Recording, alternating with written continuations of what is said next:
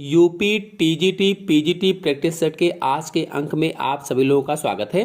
चलिए पहले क्वेश्चन को लेते हैं। पहला क्वेश्चन है 21वें गुणसूत्र का ट्राइसोमी कहलाता है। चार ऑप्शन आपके सामने दिए गए हैं और पूछा गया है 21वें गुणसूत्र का ट्राइसोमी क्या कहलाता है। देखिए जितने भी सिंड्रोम हैं सब पर मेरे चैनल में वीडियो चित्र सहित अपलोडेड हैं। आप लोग जाइए देखिए, एक बार में समझ में आ जाएगा। कोई भी क्वेश्चन आएगा कर लेंगे आप। फिलहाल इसका आंसर सही होगा पहला, डाउन सिंड्रोम। और आपको बता दें जब 21वीं जोड़ी के गुणसूत्र में 2 की जगह पर 3 गुणसूत्र हो जाते हैं तो उसे ही ट्राइसोमी कहा जाता है। ट्राइसोमी और 21वीं जोड़ी में ट्राइसोमी के कारण डाउन सिंड्रोम उत्पन्न हो जाता है। Down syndrome. और पूरी जानकारी के लिए आप चैनल से वीडियो देखिए।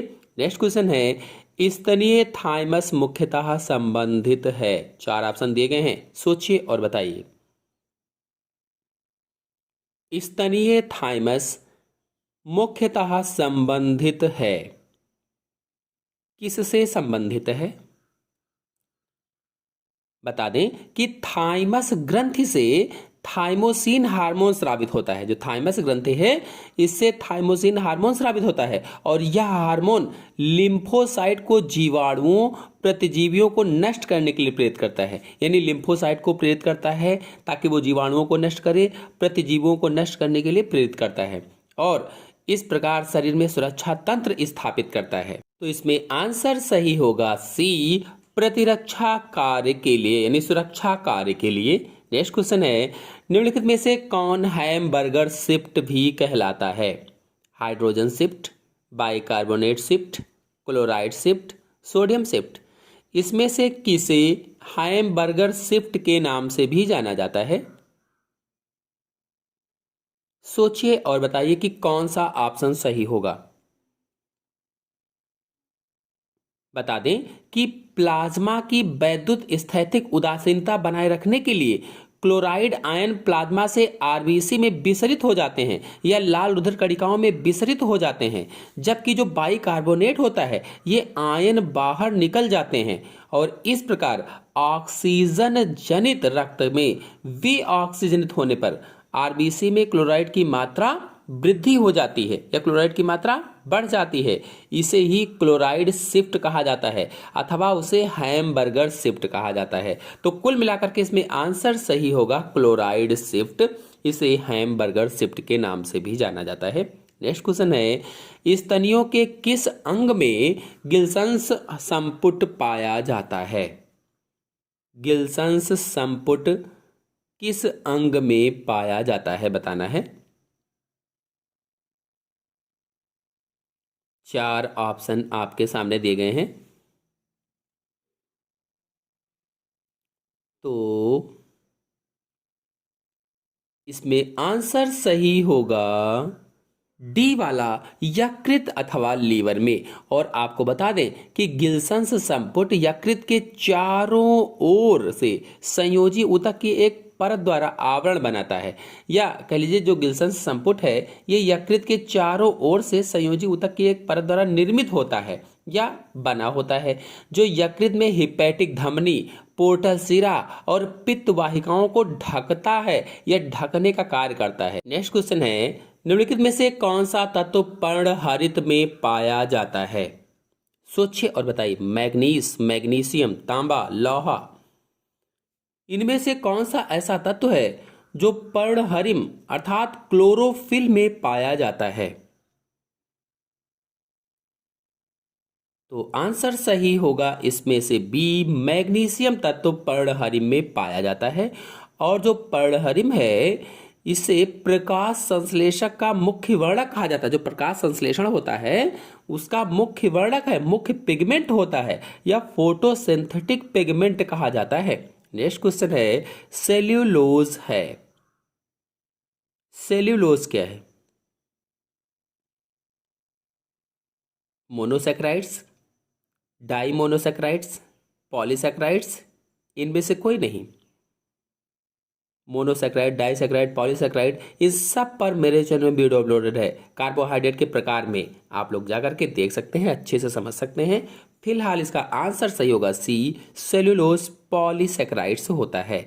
जो सेल्यूलोज है ये ग्लूकोज का बहुलक है, ग्लूकोज का बहुलक, और ये मुख्य रूप से पादप कोशिकाओं की कोशिका भित्ति में पाया जाता है। यानी पादप कोशिकाओं की जो कोशिका भित्ति होती है वो सेल्यूलोज की बनी होती है।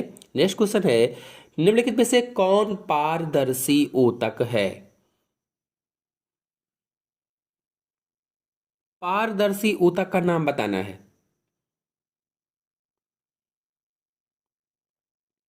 चार ऑप्शन आपके सामने दिए गए हैं। कंडरा, तंतुकीय उपास्थि, हाइलिन उपास्थि, उपर्युक्त सभी। पारदर्शी ऊतक, तो आंसर सही होगा इसमें से सी, हाइलिन उपास्थि। इसे कचाब उपास्थि भी कहा जाता है। ये पारदर्शी ऊतक होता है या पारदर्शी साफ हल्के रंग का ऊतक होता है। नेक्स्ट क्वेश्चन है, निम्नलिखित में से किस जंतु में श्वसन श्वसन अंग के बिना ही होता है? जो श्वसन होता है वो श्वसन अंगों के बिना ही हो जाता है, ऐसा कौन सा जंतु है?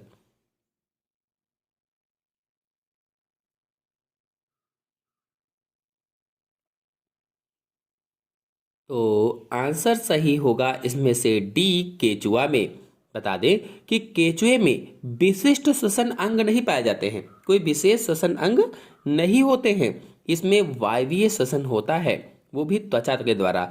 और कीटों तथा अन्य आर्थ्रोपोडा में जंतुओं में जो श्वसन होता है वो श्वसन नाल के द्वारा होता है या ट्रकिया के द्वारा होता है। जबकि जो मेढक है यानी जलीय प्राणियों में श्वसन क्लोमो के द्वारा होता है या गिल्स के द्वारा होता है। नेक्स्ट क्वेश्चन है, किस समूह के सदस्यों का उपयोग बियर बनाने में किया जाता है?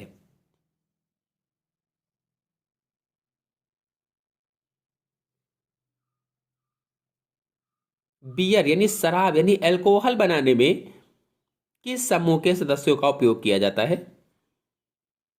तो आंसर सही होगा इसमें से डी, ईस्ट समूह के सदस्यों का उपयोग बियर बनाने में किया जाता है। और ईस्ट शर्करा को किण्वन द्वारा अल्कोहल में बदल देता है।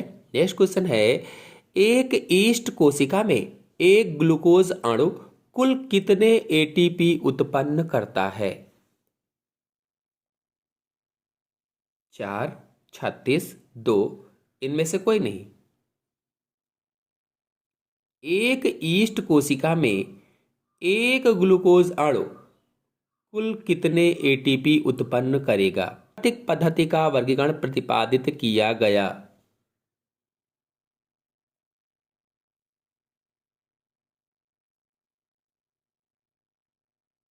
तो आंसर सही होगा इसमें से सी, जी बेंथम जेडी होकर ने सर्वप्रथम वर्गीकरण की प्राकृतिक पद्धति का वर्णन किया था, यानी सी वाला। नेक्स्ट क्वेश्चन है, काकरोच में लार्वा तथा निम्फ के गुण किसके द्वारा बनाए रखे जाते हैं?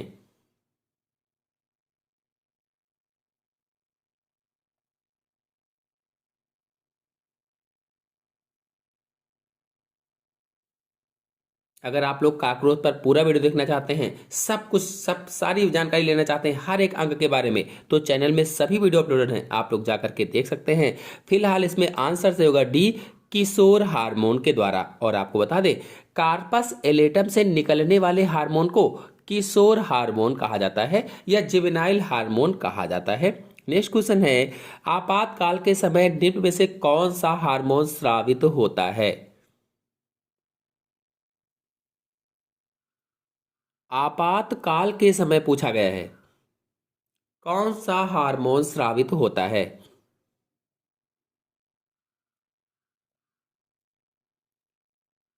आंसर सही होगा इसमें से सी, एड्रेनेलिन। सभी हार्मोन्स पर मेरे चैनल में वीडियो अपलोडेड हैं, अलग अलग आप लोग जाकर के समझ सकते हैं, देख सकते हैं। फिलहाल इसमें आंसर सी सही है। और आपको बता दें कि एड्रेनेलिन हार्मोन एड्रीनल मेड्यूला से स्रावित होता है, एड्रीनल मेड्यूला से।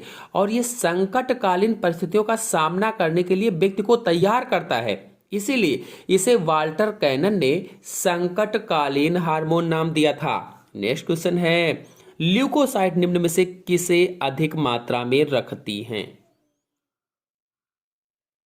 ल्यूकोसाइट निम्न में से किसे अधिक मात्रा में रखती है?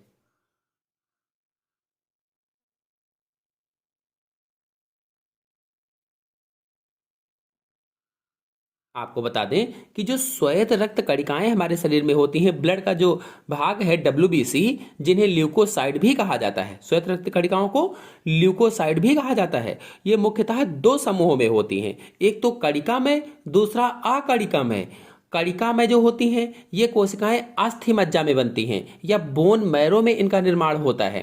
और कौन कौन सी होती हैं? न्यूट्रोफिल होती हैं, इओसिनोफिल होती हैं, बेसोफिल होती हैं। ये सभी कणिकामय होती हैं। और न्यूट्रोफिल जो है ये कणिकामय श्वेत रुधिर कणिकाओं का 70% भाग बनाती है, यानी अधिक मात्रा में बनाती है। इसीलिए इसमें आंसर सही होगा बी, न्यूट्रोफिल्स। नेक्स्ट क्वेश्चन है, निम्न में से कौन मानव में अवशेषी अंग नहीं है? देखिए, नहीं कहा गया है, ये जरूर ध्यान देंगे। निम्न में से कौन मानव में अवशेषी नहीं है? आपको बता दें कि मनुष्य में निमेषक पटल जो है ये अवशेषी अंग होता है। पुच्छ कशेरुका जो है ये अवशेषी अंग होता है। कृमि रूप परसेसिका अवशेषी अंग होता है। तो पुच्छ कशेरुका तो होगा ही नहीं। बचा नाखून, तो अवशेषी अंग नहीं होता है। जबकि जो परभक्षण है और परजीविता है ये समिष्ट के भाग हैं, प्रकार होते हैं। नेक्स्ट क्वेश्चन है, निम्न में से कौन आर्नथीन चक्र का अंश है? आर्नथीन चक्र का अंश कौन सा है, बताना है।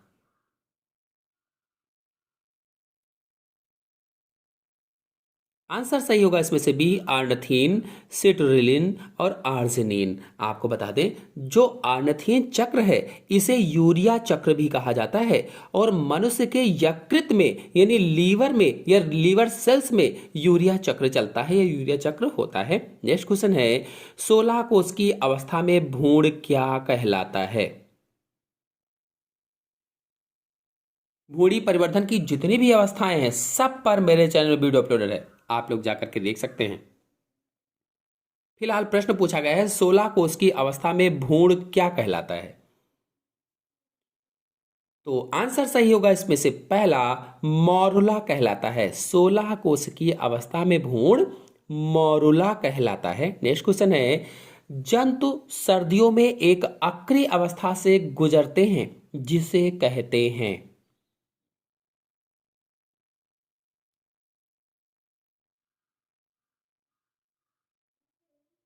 तो आंसर सही होगा इसमें से बी, हाइबरनेशन कहते हैं। और हाइबरनेशन सर्दियों के मौसम में जंतुओं की अक्रिय अवस्था होती है, अक्रिय, इसे शीत निद्रा भी कहा जाता है। और जंतु विज्ञान में जो एस्टिवेशन है, एस्टिवेशन जंतुओं की गर्मियों के मौसम में अक्रिय अवस्था है। एस्टिवेशन क्या है? जंतुओं की गर्मियों के मौसम में अक्रिय अवस्था होती है।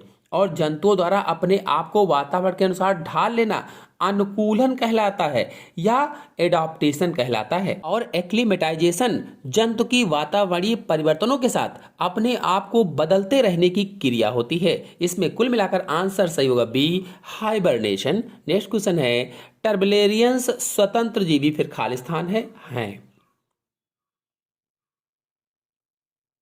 आपको बता दें कि जो टर्बलेरिया है ये प्लेटी हेलमिन्थीस संघ का एक वर्ग है। जब फाइलम के बारे में सभी फाइलम पढ़ा रहा था, लेक्चर दे रहा था, उसमें आपको समझाया था कि टर्बलेरिया प्लेटी हेलमिन्थीस संघ का एक वर्ग है। और टर्बलेरियंस प्रायः स्वभोजी एवं स्वतंत्र जीवी मांसाहारी चपटे कृमि होते हैं, चपटे।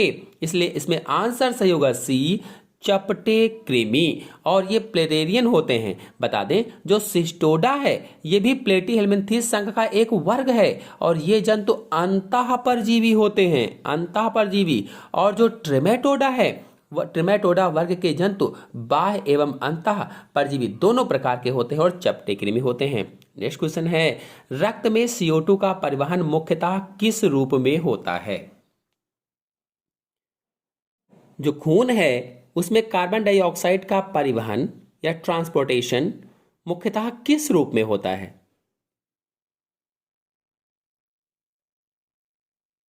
तो आंसर सही होगा इसमें से सी, बाइकार्बोनेट के रूप में होता है, बाइकार्बोनेट के रूप में। नेक्स्ट क्वेश्चन है, एक छोटी मछली शार्क के आधार पर चिपकी रहती है और इससे भोजन प्राप्त करती है, यह संबंध कहलाता है। अगर आप लोगों ने समष्टि वाला वीडियो मेरे चैनल से नहीं देखा है तो देख लीजिए, चाहे प्रतिजीविता हो, चाहे सहभोजिता हो, परभक्षण हो, परजीविता हो, सब कुछ बता लेंगे, उसमें मैंने सब कुछ समझाया हुआ है। कहा गया है एक छोटी मछली शार्क के आधार पर चिपकी रहती है और उसी से भोजन प्राप्त करती है, यह संबंध क्या कहलाता है? तो आंसर सही होगा इसमें से बी, सहभोजिता कहलाता है। यानी सहभोजिता दो भिन्न जातियों के सदस्यों के बीच का एक ऐसा संबंध होता है जिसमें एक सदस्य को दूसरे से लाभ होता है लेकिन दूसरे को कोई भी हानि नहीं होती है। जबकि जो परजीविता है, परजीविता में परजीवी जंतु पोषक को बिना मारे उससे भोजन प्राप्त करता रहता है और उसी पर रहता भी है। जबकि जो परभक्षण होता है, जो प्रेडेशन होता है, परभक्षण में परभक्षी जंतु पोषक को मारकर उससे भोजन प्राप्त करता है। जैसे मेढक है, कीड़े मकोड़ों को खाता है, बिल्कुल परभक्षण का उदाहरण है। नेक्स्ट क्वेश्चन है, गुणसूत्र प्रारूप 2n-1 को कहा जाता है। 2n-1 को क्या कहा जाता है? तो आंसर सही होगा इसमें से पहला, मोनोसोमी कहा जाता है। अगर 2n-1 है तो मोनोसोमी कहा जाएगा। अगर 2n+1 होता तो ट्राइसोमी कहा जाता। अगर 2n-2 होता तो नलीसोमी कहा जाता। इसी प्रकार से अगर 2n+2 होता तो टेट्रासोमी हो जाता और 2n-1 होता तो दोहरा या दोहरी मोनोसोमी हो जाती और 2n+1 होता तो दोहरी ट्राइसोमी हो जाती। सभी याद रखेंगे। नेक्स्ट क्वेश्चन है, अमीबा में संकुचनशील धानी का कार्य होता है। अमीबा में संकुचनशील धानी जो होती है, जो कॉन्ट्रैक्टिल वैक्यूल होती है, उसका फंक्शन बताना है। तो आंसर सही होगा इसमें से डी, परासरण नियंत्रण का कार्य होता है संकुचनशील धानी का। नेक्स्ट क्वेश्चन है, कुप्फर कोशिकाएं उपस्थित होती हैं। कुप्फर कोशिकाएं कहां पाई जाती हैं?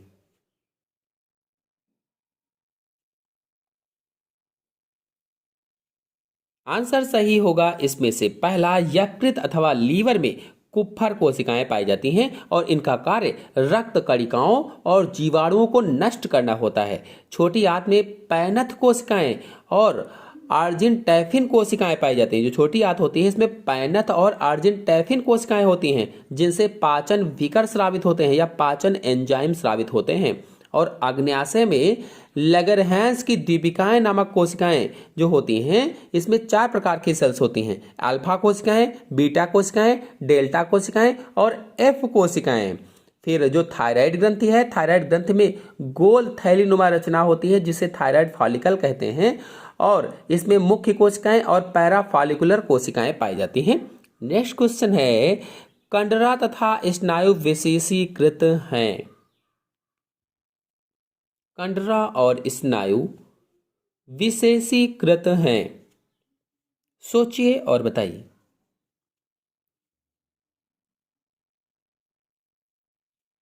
तो ऑप्शन सही होगा इसमें से डी वाला, संयोजी ऊतक।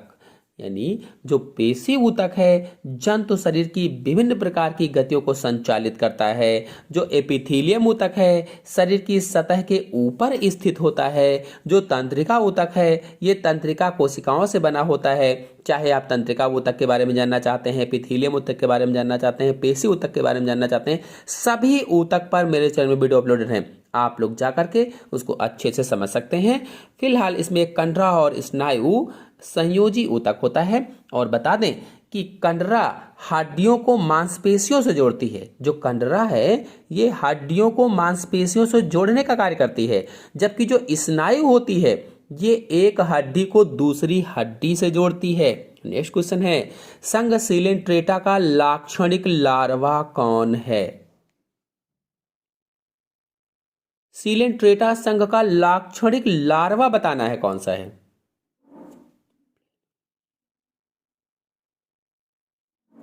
तो आंसर सही होगा इसमें से ए, प्लैनुला लार्वा सिलेंट्रेटा संघ का विशेष लक्षण होता है। और जो सिस्टी सर्कस है ये टीनिया की तृतीय लार्वा अवस्था होती है। और जो रेब्डीफार्म है, रेब्डीफार्म एस्केरिस की प्रथम लार्वा अवस्था होती है और यह असंक्रामक तथा किशोर अवस्था होती है। आशा है आप सभी लोगों को सभी क्वेश्चन अच्छे से समझ में आ गए होंगे। आ गए हों तो वीडियो को लाइक और शेयर कीजिए। चैनल पर नए हैं तो चैनल को सब्सक्राइब कर लीजिए। धन्यवाद।